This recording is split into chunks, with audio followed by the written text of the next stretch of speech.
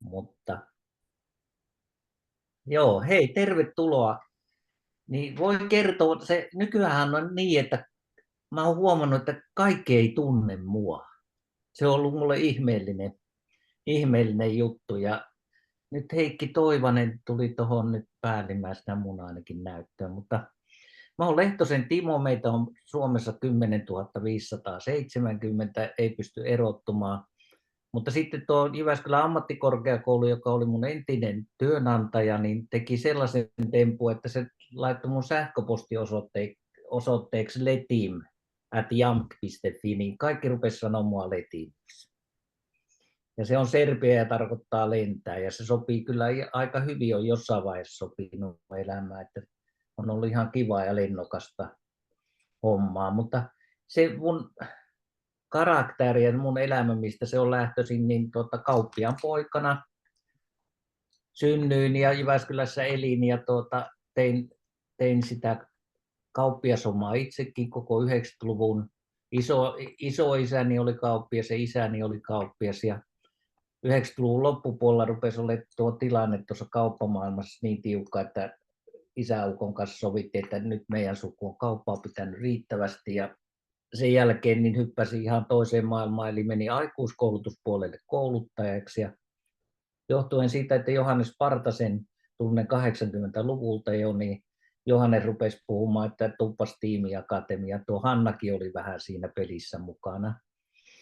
Ja niin siinä sitten kävi, että ne hyväksyi mut sinne siihen elämäni matkalle ja viihdyin niin hyvin siellä, että olin parikymmentä vuotta tiimiakatemialla Jyväskylässä valmentajana ja koin sen erittäin positiivisena ja hauskana hommana.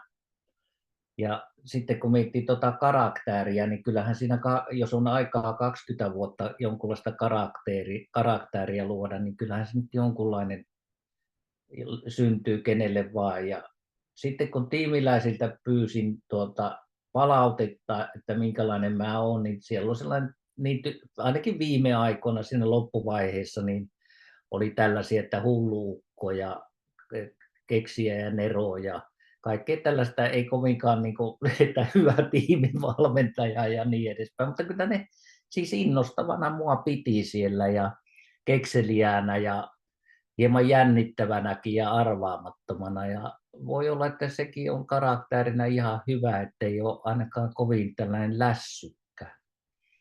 Ja mieluummin ehkä värikäs kuin lässykkä, mutta se värikkyys toisaalta ei saisi sitä valmennusta häiritä, että jos on oikein värikäs persona, karakteriin liittyy tällainen sirkusdirektörin rooli, niin se ei ehkä ole kaikkein paras. Mutta mä voisin aloittaa sellaisella, mun pitää laittaa kello kerran te hermostutte kohta, jos tämä menee oikein pitkälle. Heikin kanssa oltiin Partaharjulla niin yhtä tiimimestariryhmää valmentamassa muutamia vuosia sitten. Heikki otti mut kaverikseen ja oli tosi mahtavaa yhteistyötä, niin siellä seinällä Partaharjulla oli tällainen, että minkälaisia pikkupojat on. Ja minusta tämä kuvaa hirveän hyvin sitä pikkupojan karaktääriä. Mä voisin lukea teille, että poikia on eri kokoisia, painoisia ja värisiä. Heitä tapaa kaikkialla, päällä alla yllä, kiipeämässä johonkin, riippumassa jostakin, juoksemasta ja hyppäämästä, mikä mihinkin. Äidit rakastavat heitä, pienet tytöt vihaavat heitä, vanhemmat sisaret ja veljet pitävät heistä, aikuiset eivät heistä välitä ja Jumala suojelee heitä. Poika on totuus, jolla on likaiset kasvot, viisaus, jolla on purukumi hiuksissa ja tulevaisuuden toivo, jolla on sammakko taskussa. Pojalla on hevosen ruokahalu, miekannielijän ruoansulatus, taskukokoisen atomipommin tarmo, diktaattorin keuhkot ja suuren kirjailijan mielikuvitus. Tämä on minun mielestäni todella hyvä karakteri pikkupojalle, että jos pikkupoika on tällainen, niin minusta se on terve ja sitä kasvaa oikein hyvä mies ja isä aikanaan. Ja tämä on sellaista kirjasta, kun täällä on poika, ja se on kirjoittanut Pentti Tapio vuonna 1958. Ja olisi toivottavaa kylläkin, varmaan vieläkin, että nämä pikkupojat olisi tämän tyyppisiä. Jos nämä vaan tämä ympäristö ja tämä aikakausi näitä eri tekijöitä, niin jollain tavalla ruokkiisi. Mutta tällainen oli tämä pikkupoikien luonnehdinta. Ja sitten mä vielä lyhyesti vaan löysin tällaisen, mulla on noin 30 muistikirjaa, mitä mä oon sen tiimivalmentajan työohessa kirjoittanut aina muistiin näitä asioita, niin tämä on 2004 muistikirjasta, ja mä väittäisin, tässä on, olisinko ollut dialogissa mestari Johanneksen kanssa. Etsin silloin tietäni tiimivalmentajaksi. Eli 2004 olin 2 vuotta ollut tiimivalmentajana. Ja täällä on sitten näitä eri kohtia, että valmentajan polulla. Valmentaja on pidättyväinen, rauhallinen ja vaatimaton, eikä hänellä ole minkäänlaista tarvetta esiintymiseen. Näin mä oon väittänyt ja me on varmaan näitä mietitty. Johanneksella oli joskus tarvetta esiintymiseen, niin minullakin. No niin. Menestyvä valmentaja luo visioita, haaveita ja unelmia. Oikea tie perustuu tunteeseen ja sisäiseen vaistoon. Sitä ei voi lukea kirjoista. Pitää olla lähestyttävä, pitää välittää ja pitää antaa aikaa. Valmentajana olet joka tapauksessa oman itsesi ja työsi suurin vastustaja. Ja näin tällaisia me on mietitty ihan mun mielestä hyviä 20 vuoden takaa tällaisia aikamoisia ajatuksia. Mutta tässä oli tällainen runollinen ja tällainen esitys, ja nyt jos vielä jaksatte, niin mulla on sitten pieni, niin sanottu, ei ihan PowerPointti, mutta kuitenkin tällainen esitys, niin katsotaan sen verran, kun meitä nyt kiinnostaa nämä mun jutut, niin joo, te varmaan näette tämän ihan Hyvin. Joo. Niin tässä on tällaisia, siis valmentajakarakteri, niin kun sitä rupeaa luomaan, niin sehän on sellaista hajahytkyttelyä, että ei siinä nyt ole oikeastaan mitään oikeaa ratkaisua, mutta tähän on Johanna Kurkelan kappaleista vähän muokattu, että mitenkä se valmentajan niin kuin ura voisi alkaa ja mitenkä se siinä ensimmäisenä vuosina, ainakin mun kohdalla, niin se kauppiaan ja liikemiehen karakteri mureni ja olin aika maassa sen oman valmentajuuden kanssa, kun ei tiennyt, että miten tämä homma pitää soittaa, kun ei sitä nyt oikein koulun penkillä pysty opettelemaan. Niin kyllä mun ainakin se reflektio ja se vuorovaikutus niiden tiimien kanssa, niin kyllä siinä se tarpeeton päteminen ja asiantuntijuus niin karisi aika nopeasti pois.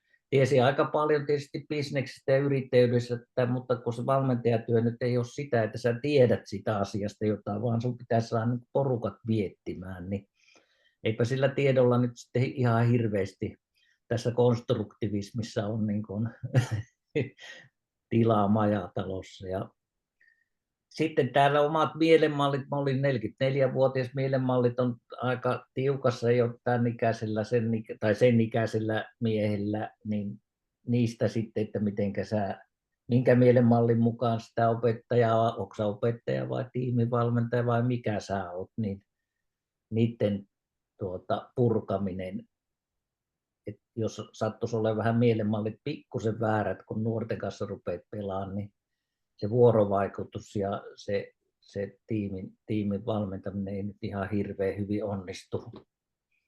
Mutta sitten tässä on tämä mun kysymys, että voiko tiimivalmentaja karakteri rakentaa vanhan päälle vai pitääkö aloittaa tyhjältä pöydältä, niin mä kyllä sanoisin, että kyllä siinä vähän vanhaakin voi olla, mutta kyllä se tyhjältä pöydältä ehkä kannattaisi aloittaa toisaalta. Sitten pitää muistaa, että nyt mä puhun sellaisen valmentajakarakterista, mikä on vähän niin kuin omakohtaista, että mulla on niin pitkä se rupeama siinä valmentajahommassa ja niin monta tiimiä, että Ja sitten sellainen kulttuuri ja sellainen yhteisö, mikä niin kuin kannusti sitä valmentajan työtä ja toisaalta piti ne tiimitkin kaidalla tiellä ja se yhteisöhän siinä niitä valmensi enimmäkseen ja niiden vertaiset. Että valmentajan rooli on varmaan paljon pienempi tuollaisessa kulttuurissa, missä me elettiin. Eli se kulttuuri auttoi omaa työtä kyllä todella paljon. Että jos vähänkin töppäili sun muuta, niin ei se nyt niin vakavaa, ei ne nyt ihan hukkaan mennyt ne eikä eksyksiin ne tiimiläiset, vaan sitten se yhteisö piti ne niin kuin oikealla tiellä ja oikeassa arvomaailmassa.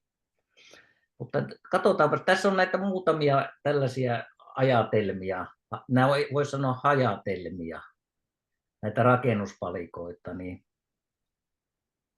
siis ainakin meidän metodi oli se dialogi ja se treenit ja se yhdessä ajatteleminen, niin että sä teet sitä viikosta toiseen ja vuodesta toiseen, niin aikamoinen haaste on se, että sä oot henkisesti läsnä ja aina ja koko ajan, oot aika virkeällä asenteella liikkeellä, etkä ole väsähtänyt eikä sillä tavalla urautunut siihen hommaan, niin tässä on niin erilaisia karaktereja, osa-alueita, niin toisaalta se, kun treenit on, niin onko se sitten dialogimestari, sä todellakin osaat sitä puhuttaa sitä porukkaa ja annat niille tilaa ja opetat sen dialogitaidot. Ja siitä voi se voi johtaa siihen, että sä oot tällainen empaattinen, vähän yliempaattinen ja kuuntelet ja ihastelet sitä nuorten tai aikuisten keskustelun tasoa ja niin edespäin, mutta sitten minusta se valmentajan karakteri iskee kyllä aika rajusti siihen, että sun pitää sitä dialogista kyllä terävänä, vaikka et siihen osallistu, niin tehdä analyysejä, että missä se tiimi menee ja mitä ne tiimiläiset, niin mitä niiden ajattelun takana ja puheen takana on. Eli sehän siinä on, ei se dialogi ylläpitäminen ja se kuuntelu ole niin kuin se ainut, mitä sun pitää tehdä, vaan sun pitää olla oikeasti se karakterissa, omassa ammattitaidossa pitää olla se taito analysoida sitä keskustelua, dialogia ja sitten vaan kyllä sitä yhteenvetoja pitää valmentajan tehdä se yksilöiden tasosta, että missä ne menee ja sitten sen tiimin kehitystasosta, että mitäs tästä nyt sitten tämän pohjalta lähdetään tekemään. Että se seuraava askel aina olisi, että mitäs tästä sitten, että jauhetaanko me nyt vaan ja ollaan empaattisia ja ymmärretään, vai lähdetäänkö me oikeasti viemään sitä tiimiä ja toimintaa eteenpäin. Ja tässä on yksi ansa kyllä olemassa, että sä niin kuin vaivut sinne dialogiseen empatiaan ja rupeat ymmärtää ihmisiä ja ehkä ymmärrät liikaakin ja toisaalta se suoritus sitten sen kautta, mitä sä heille kerrot, niin et haasta niitä suorittamaan mitään. Ja sitten tässä on tällainen lausahdus, jonka voitte lukea myöskin. Ja tässä oli mulla ainakin, nyt on jälkeenpäin voi tunnustaa näitä omia syntejä, että mulla oli ainakin ongelmia tässä selkeydessä ja johdonmukaisuudessa. Se kyllä sitten parani. Tänne Timo, mulle ainakin näkyy vielä se ensimmäinen slaidi koko aika, jossa olet yrittänyt vaihtaa siinä kuvia välillä, niin nyt ei ole lausahduksia näkyvissä. Oho, kiitos, tämä oli hieno. Se pauset lukee. Mitäs varten se on pauset? Your sharing is pauset. Mitähän varten se tuohon pysähtyi muuten? Ei näe.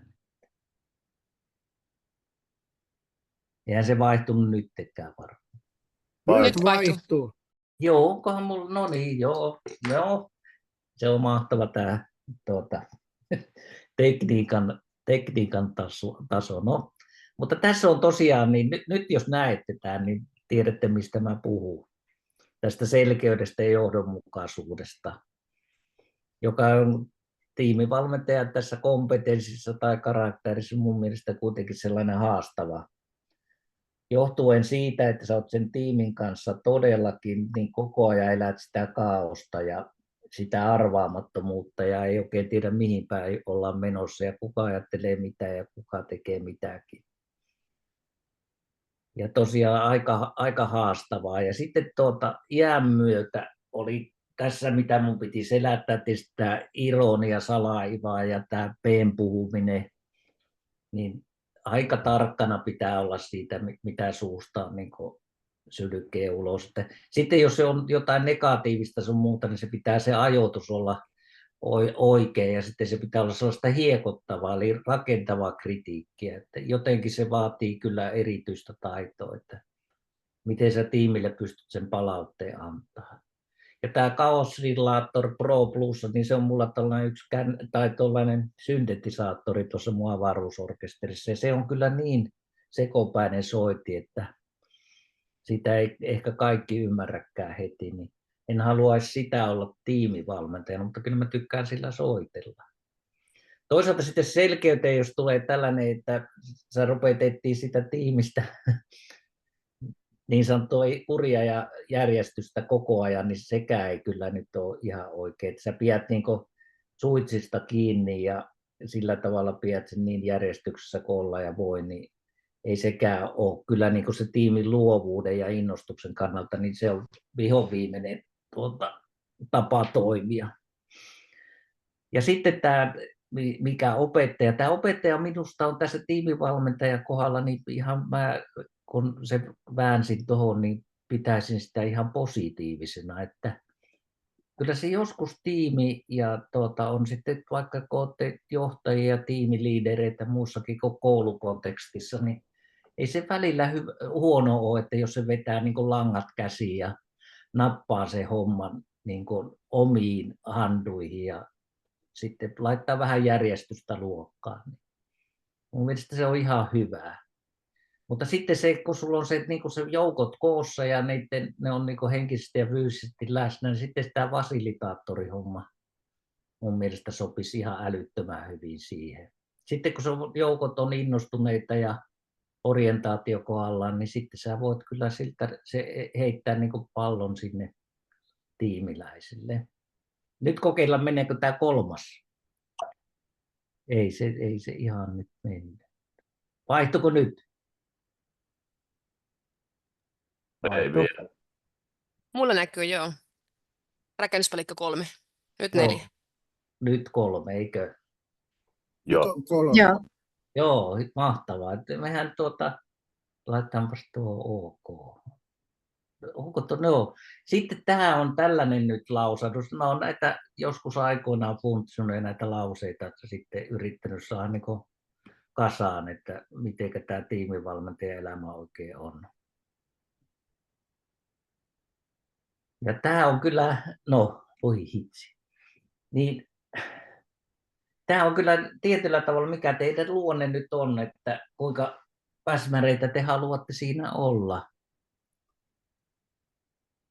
Annatteko te sille tiimille sitten kuinka paljon tilaa ja sille erilaisille ajatteluille ja erilaisille pohdinnoille, vai haluatteko te jollain tavalla kuitenkin ohjata se väen tiettyyn kuosiin? Että oletteko poliitikkoja sitten ja teillä on oikein tiukat mielipiteet ja arvot ja asenteet, että niiden mukaan pitäisi toimia. Taas menee tiimi jumiin hyvin helposti. Ja sitten ainakin mulla oli siinä omassa ammatissa se, että oli mies ja esimerkiksi 50 plus, niin se ikäauktoriteetti vähän sotki joskus, kun ne seitti vähän kevyempää ja ihmiset huomasivat, että eihän tuo nyt sen kummallisempi auktoriteetti ole kuin kukaan muukaan, että se on melkein kuin vertainen. Niin sillä tavalla, niin mä olin ainakin niiden omia asenteiden ja mielenmallini kanssa niin aika tarkkana. Että yritin ymmärtää ja sitä kautta kehittyä itsekin koko ajan ja vähän kyseenalaistaa sitä omaa ajattelua. Ja sitten täällä alalaidassa, kun on tämä toppuuttelija ja jäykki, kyllä tiimi tietyssä vaiheessa, niin se toppuuttelijahan on tällainen hiekottaja, että kun tiimi on menossa ja se on menossa kaukana jonkun idean kanssa, niin joskus on syytä toppuutella ja joskus on syytä vähän hiekkaakin heittää, että onkohan tuo nyt ihan noin. Ja kääntää ihan selälleen se koko ajattelu ja sitten katsoo, että kun heittää sen tiimin niin kuin katolleen, niin nouseeko ne takaisin jalolle ja lähtee menemään. Että testataan sitä se idea ja ajattelun vahvuutta. Että jos se siitä sitten nousee, että valmentaja, joka on kuitenkin siinä aika vahvasti mukana, niin jos ne siitä nousee, että sä oot vähän heittänyt hiekkaa ja katolleen koko homman, niin kyllä siinä nyt sitten on aikamoinen motivaatio päällä porukalla, niin sitten ei muuta kuin bensaa tankkia kohti tulevia seikkailuja. Mutta tämä oli mielenkiintoinen, minkä kanssa joutui taistelemaan aika paljon. Sitten taas mennään. Lähteeköhän tuo? Joo, nyt lähti tuo pois. Vaihtuiko? Onko 4 meillä nyt? Joo. Nyt on 4. Hei, tämä on aivan loistava. Näitä ei ole kuin tämän jälkeen kuin 1. Että sillä tavalla mä voin olla ihan ajoissa. Niin, tämä on just se, kun teette tiettyä ammattia tarpeeksi pitkään, niin tulee tämä leipäpappi hyvin herkästi, että sä rupeat toistaa itteesi ja toimii samojen kaavojen mukaan. Ja toisaalta siinä sitten rupeaa olemaan se oma mallinnus sitä, miten tätä hommaa hoidetaan. Ja se tietysti helpottaa arkipäivän työtä ja sillä tavalla se on sujuvaa. Ja varmaan ihmiset joskus ihan oikeasti sitä tykkääkin, että kaveri tietyllä tavalla sitä hommaa hoitaa. Sitten taas, että mitkä tavoitteet siinä on, jos halutaan sitä tiimistä vähän niin kuin sitä virtaa ja jopa aggressiota irti, niin silloin ei sillä leipäpappi-karakterilla nyt ihan hirveästi hehkutella. Ja sitten tämä, en mä tiedä onko se nyt riippuvainen tämä leipäpappi-arvostus, mutta kuitenkin, että jos arvostusta tulee, niin mun mielestä se on hyvä, että jos tiimi rupeaa teitä arvostaa ja niin henkilönä kuin teidän omaa osaamista, niin sitä kautta tämä heimojohtajuus, jonkun yhteisö- tai yrityksen hommissa olette, niin tietyllä tavalla ihmiset, kun kokee, että tiimivalmentaja on oikeasti tällainen heimojohtaja, niin kuin talonmiehiä, johon voi niin kuin tietyllä tavalla samaistua ja jota voi arvostaa, niin mun mielestä silloin viedään koko sitä yhteisöä ja yritystä kyllä tiukasti eteenpäin, että jos kaikki sitoutuu siihen ajatteluun. Niin tämä on mun mielestä kyllä tosi mielenkiintoista. Urautuuko siihen omaan hommaan vai hakeeko koko ajan niin kuin ulkopuolelta uutta virtaa, uusia ideoita ja elää niin kuin täyttä elämää vai onko niin kuin se oma arkikin niin aika tylsä, ettei sieltä nyt oikein pysty ammentamaan tähän valmentajan työhön mitään. Niin kyllä tämä niin kuin oman yksityisen elämänkin rikkaus ja se toimiminen niin kuin vapaa-aikana ja harrastaminen, kyllä se rikastaa tätä valmennustyötä. Tällainen aktiivinen osallistuminen ja harrastaminen on erittäin hyvä mun mielestä, niin kuin se kaikissa hommissa tietysti. Sitten katsotaan tämä viimeinen. Sitten tämä, tätähän me on kirjoitettu tästä kirjoja ja Heikki Uusin kirjakin kertoo erinomaisia näitä työkaluja ja sitä, että miten sitä valmennustyötä tehdään ja miten sitä on mallinnettu, niin ne on tosi hyviä juttuja, että niitä työkaluja on. Ja 2000-luvun alussa, kun tuonne tiimiakatemiaan pääsin sitten tekemään hommaa ja siellä niin kuin kehiteltiin näitä työkaluja, ne oli aika pitkällä jo mallinnettu monta asiaa, mutta se koko ajan niin kuin kehittyi, tuli näitä tiimivalmentajaoppaita ja kaiken maailman työkalupakkeja, niin ei se huono asia ole. Mutta se, että oletteko te improvisoijia, että te oikeasti niin oikeassa tilanteessa, oikeassa kontekstissa osaatte käyttää niitä työkaluja tai keksitte uusia tai sille tiimille just sopivia juttuja, niin sekin on tärkeä rooli kyllä se improvisoija ja se, että teillä on se osaaminen ja varmuus niin kova, että uskallatte ottaa siinä riskiä siinä omassa työssänne. Mutta sitten jos mennään sirkusdirektörin osastolle, niin sekin on välillä hyvä, että sitä hauskuutta ja energiaa tuodaan, mutta ei aina koskaan tiedä, että mikä se seuraava ohjelmanumero sitten on, että onko se täys katastrofi vai onko siellä leijonat irti vai onko siellä apinat hyppii pitkin seiniä vai ratsastaako pellet hevosilla, niin ei sitä sitten tiedä. Se on aika mielenkiintoinen homma tuokin.